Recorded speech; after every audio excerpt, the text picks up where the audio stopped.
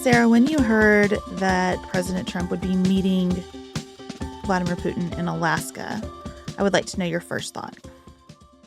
Well, I was reading something recently that said we shouldn't even call Vladimir Putin president. Like, it gives him too much legitimacy that he doesn't deserve. And that was my concern when I heard about this summit, is that it gives him a lot of legitimacy that he doesn't deserve to allow him to meet with the president of the United States on American soil.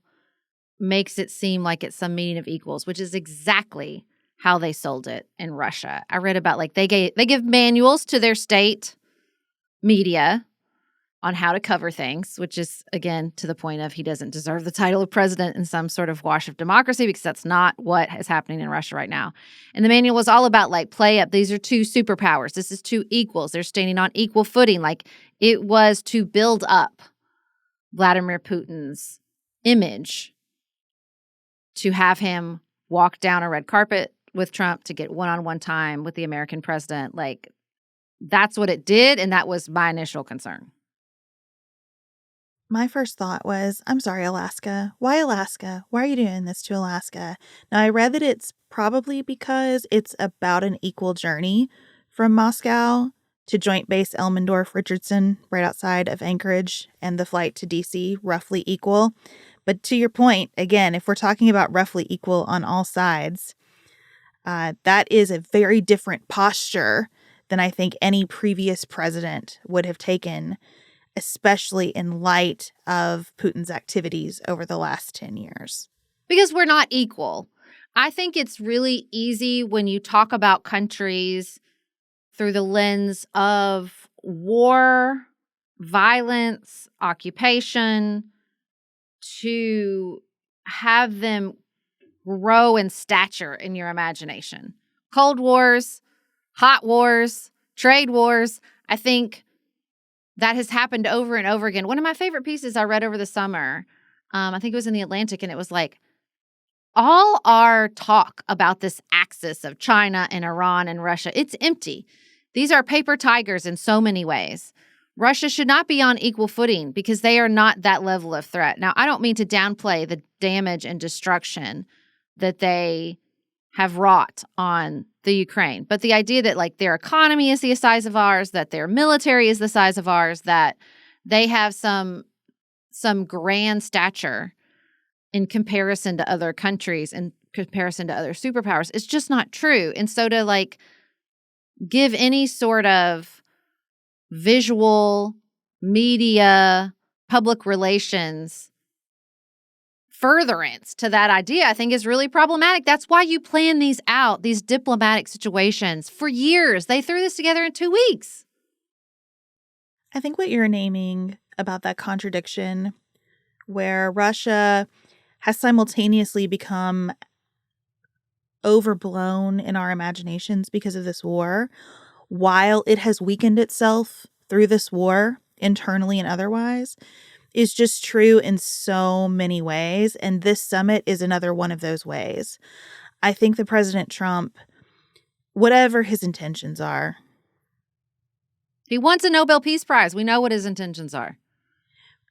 I am really trying to push myself to also believe that he wants actual peace, that he wants a substantive peace too. You know, I'm trying to not just make him a caricature in my mind. But look, it's hard, I'm sure, for anyone listening around the world to hear us criticize Putin for his treatment of the press when you think about Trump. We cannot give President Trump high marks for democratic rule, especially as he is flooding Washington, D.C.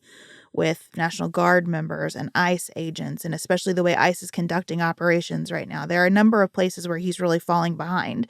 So do you think about Russia vis-a-vis the United States without consideration of these leaders? Maybe in some ways you do. But I think that Trump thinks he is elevating his stature in the world as this negotiator, this peacemaker, this person who's willing to break all those diplomatic rules to try to get a deal done, right? But he is also reducing ours, because putting us on equal footing with Russia in this scenario makes us look foolish to the rest of the world. And so both of these guys are out there, like, trying to build their stature and weakening it at the same time. Yeah, I mean, I don't really. I'm hesitant to do the sort of, but we're just as bad. I mean, I don't you mean know, we're just as bad. I just mean, glass houses. I know, but I don't think you can play glass houses on the global stage. I've been doing so much reading about the Geneva Convention, post World War II. You had a United States that was in the midst of Jim Crow, and I'm still glad they stood up and said, "No, we're going to prosecute the Nazis, and we don't have a damn problem doing it." So, like, I just think on a global stage, if you're trying to wait for a perfect party, you're going to be waiting a long time. And while we're far from perfect, we're nowhere near Vladimir Putin. I don't like Donald Trump, but I don't think he sends agents to poison his enemies in airports in other countries yet. And so, like, I do think that he wants a deal.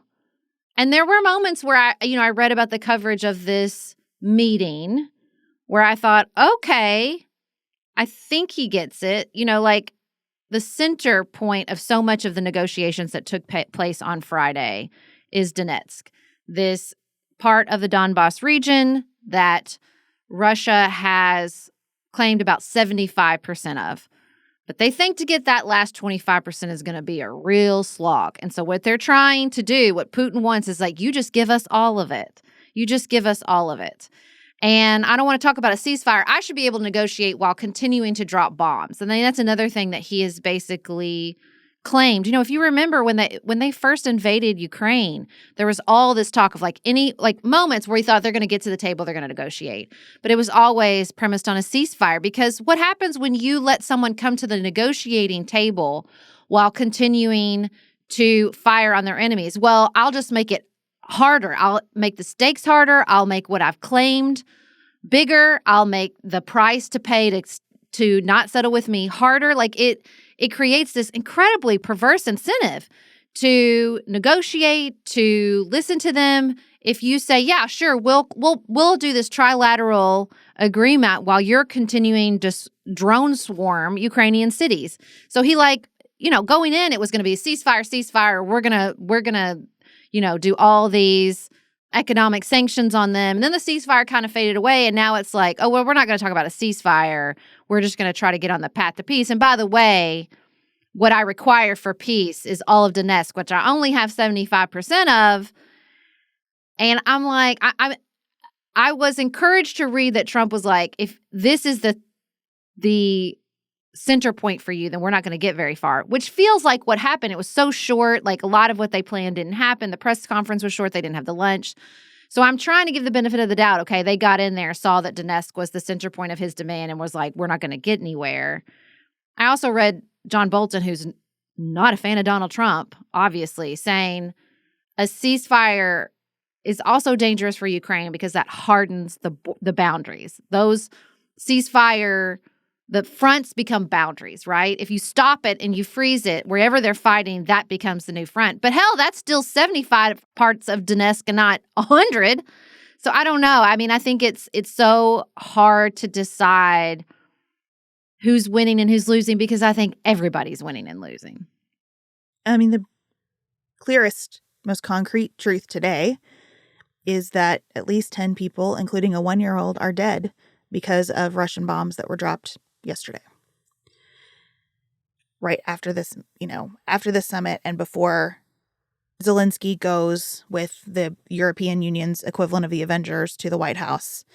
They are meeting as we are recording, so we do not yet know how that meeting played out as we're talking. I worry that the plot is being lost here because this has gone on for so long. And we know this as Americans as well as anybody. You get into a conflict, you stay in the conflict. An exit is so hard. Doesn't matter who has the cards, as Trump likes to say. It doesn't matter who's stronger. You get into a conflict, it's hard to get out of it. And I just think the statements from Trump's advisors, who all seem to have just read a whole lot of fiction in their lives and love to make everything as dramatic as possible and to romanticize it and to be quippy about it. When I read comments like, we just got to get the buyer and the seller at the table, I think, well, first of all, this is not just a land deal. And who do you think is buying and selling in this situation? I don't think that they get, and they certainly don't communicate well to the American people, that for the Russians, This is like deep cultural stuff, not just land. And that's why it's just a struggle with Ukraine. It's not like, oh, just get, give us your Crimea and, we'll get out of your hair. It's like, no, we're talking about what languages are we going to speak and what holidays are we going to celebrate and what are we going to teach our children about our history and self-determination. I don't know. I worry that Trump is banking on people forgetting what this was ever about and just being tired of hearing about it. So a deal is good. As long as there is a deal, it doesn't matter what the substance is. A deal is good. I'm trying to distinguish between people I disagree with and people who I think aren't serious. And I do want to be clear that I think there are a lot of serious people from the Trump administration at this table.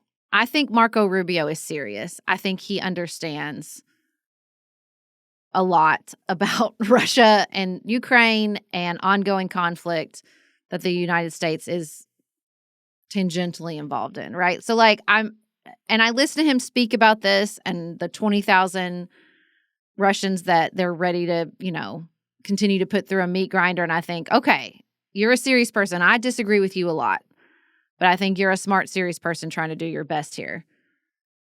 And with regards to the deeper cultural concerns, I don't know. I don't know how Russians feel about this because Russia's creeping up on North Korean territory here with complete lockdown of dissent of any form, much less criticism, polling. I don't even feel confident or comfortable talking about how Russia feels about Ukraine because I think it's a lockbox. I was reading this piece in the New York Times about the border regions of Russia that have been swept up into this conflict as Ukraine has gotten bolder with using drones to cross over into Russian territory and exact cost from the Russian people.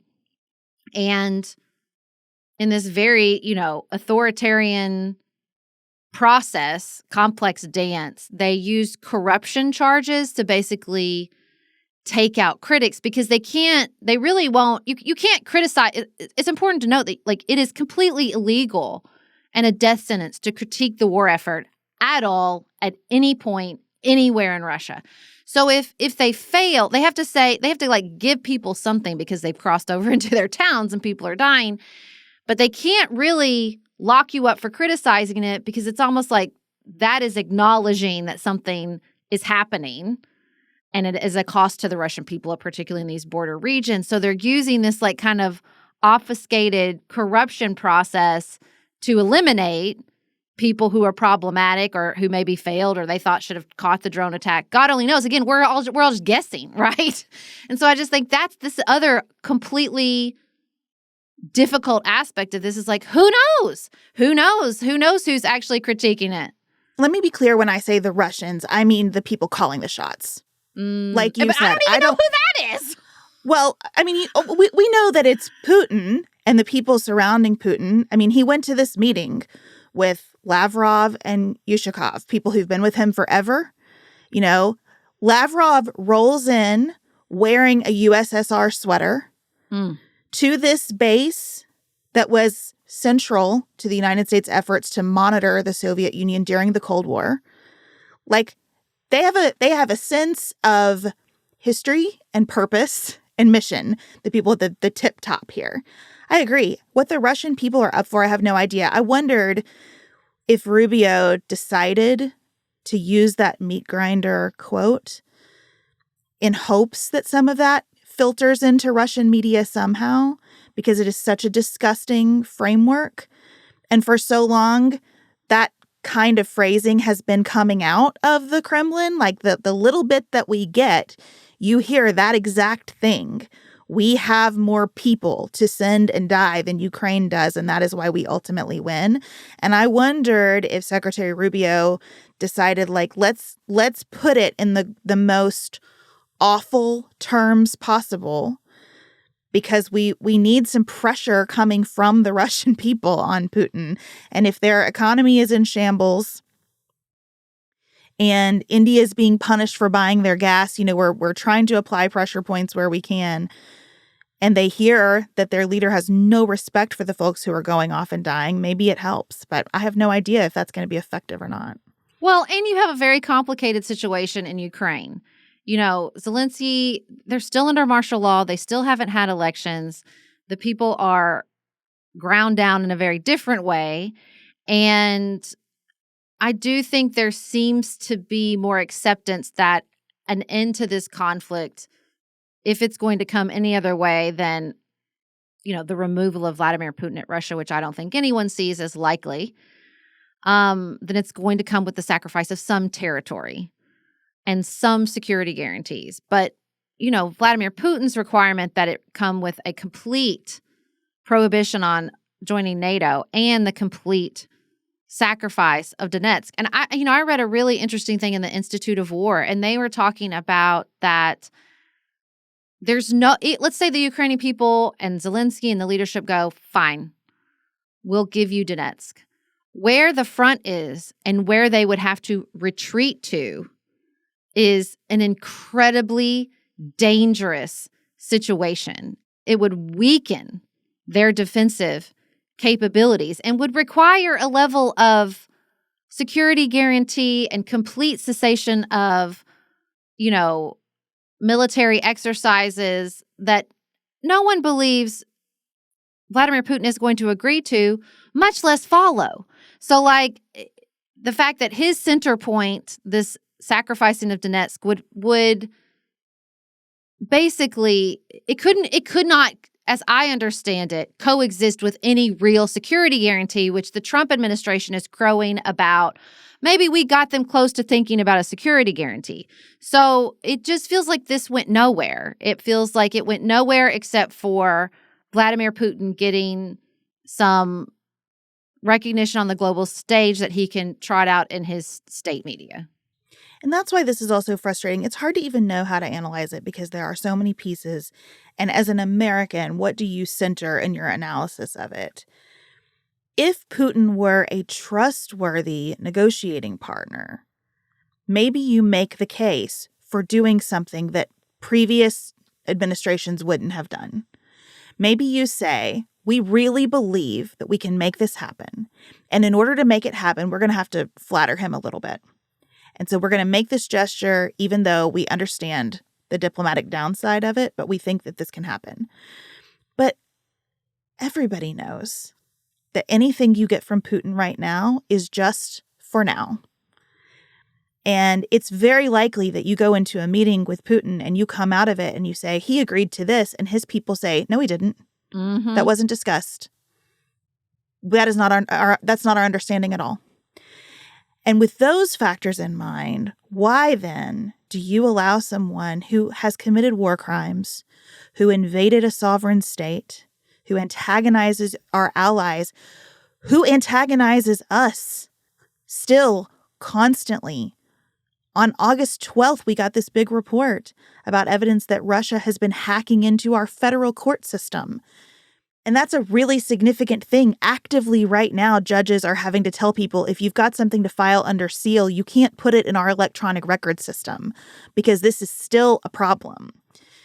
So Russia is always an adversary to us in a real and present way. And for him to then roll out actual red carpet, shake the man's hand, hop into the beast like they're in a buddy movie, and do this when the likelihood of success is so evasive, I cannot understand it.